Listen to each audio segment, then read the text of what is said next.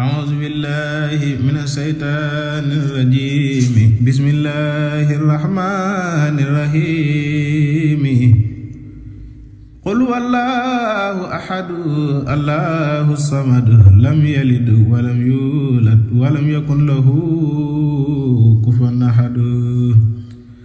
قولي لا إله إلا الله محمد أرسله الإله قولي لا إله إلا الله محمد أرسله الإله قولي لا إله إلا الله محمد أرسله الإله لله تبت من جميع ذنبي ومنه أطلب صفاء قلبي هو الذي نفسي وديعة له في أبد مع الذي فضله وجهت وجهي له ونيتي إرداءه وهو أجل منيتي أسأله جل بجاه الماحي كوني ضاردا وذا فلاهي له أموري ظاهرا وباطنا حيث أكون راحلا أو خاتنا له تقلبي في المباه بالشكر والذكر وبالرباه هو الذي يعصمني من الحرام وكل ما جانسه ومن حمام أيقنت بالظفر بالإجابة ثم له أتوب بالإنابة حتى له أتوب من متابي ومن حواطري ومن صوابي دعوته وهو جل أكرم من أن يردها إلى أن يعتصم العلم والعمل والتأدب والفوز بالحسنى بجاه المجتبى له صلاته مع سلامي عني منه دون الانصرام له صلاة منه تجلب لي جملة ما أطلبه من ربي هب لي يا وهاب ما أختار دابا بما سمعت المختار قولي لا إله إلا الله محمد أرسله الإله له صلاة بسلام منه ترزقني أخذا وفهما عنه هدى الإله حاجتي وسندي سيدنا محمد في أبدي وثقت بالله مع المختار محمد وسيلتي للباري الحمد لله على اعتصامي به مصليا على الإمام لله ذي الجلال والإكرام فوت أمري بذا النظام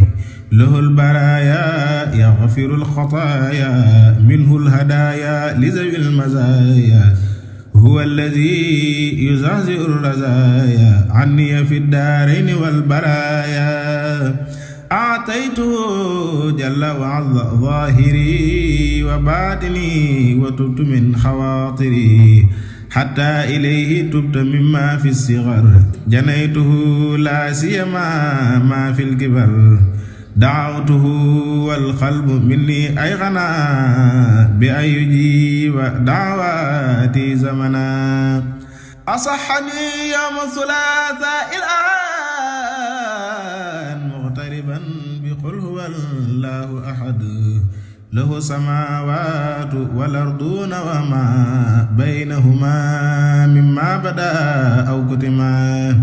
له تعالى العرش والكرسي والشمس والقمر والدري هو الذي خلقنا وأرسل بوحيه إلى الجميع الرسل أرسل رسله لنا أو غدرا أسأله سبحانه أن يغفر لي وأن يكفر الذي له علي عني ورجوت فضله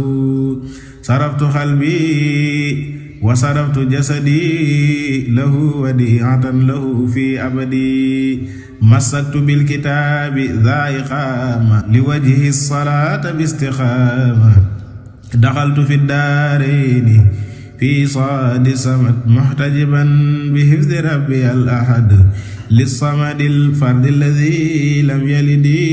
wa laysa mawludan amilu maqsadi minni lahu shawqun wa shukrun wa rida musalliyan ala wasilati rida yaquduni alquranu wa tawhidu wa an sabilillahi la ahidu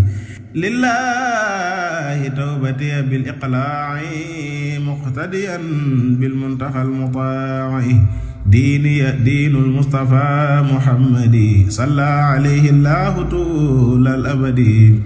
wathiqtu billahi wa birrasuli dha tawbatin ilayhi min fuduli lahu khitaabi qablu fi ightirabi wa kaana li bil bisri fi turabi minni tawbatun ilal ghafaari bi suuratil ikhlaasi fil jihaari yaa rabbi qad aslamtu nafsi fil ahad laka hunaa bi qul huwallaahu ahad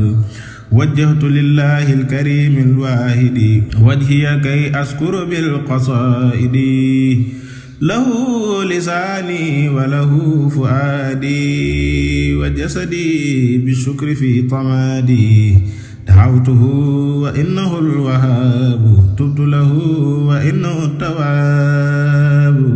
waqaani al-waaqi alladhi yudaafi'u anni fi ad-daarayni ni'man naafi'u lastu axaafu ghayra rabbiya wa laa arjuu siwaahu wa huwa hasbi maw'ilaa man dhanna ghayra Allaahi yughnii aw yadur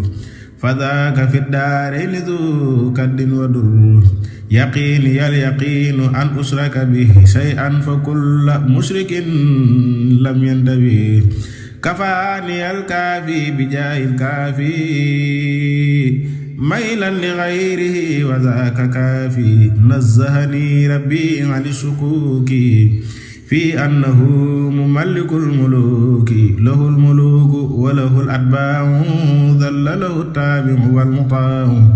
huwal ilaahul waahidul qahhaaru wa maalikul muluuki wal jabbaaru katabtu shaakiran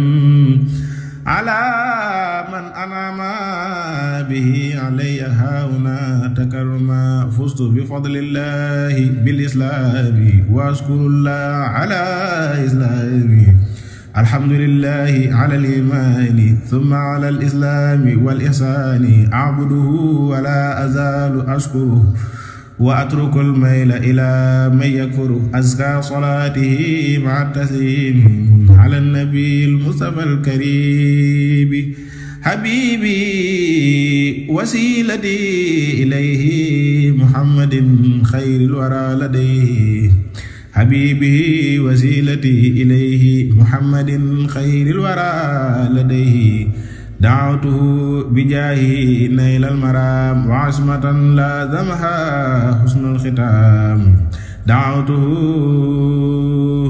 da'awtuhu bijaahi naylal maraam wa asmatan laazamahaa husnul xitaam subhaana rabbika rabbil izzati ammaa yasifuun wa salaamun alal mursaliin walhamdulillaahi rabbil aalamiin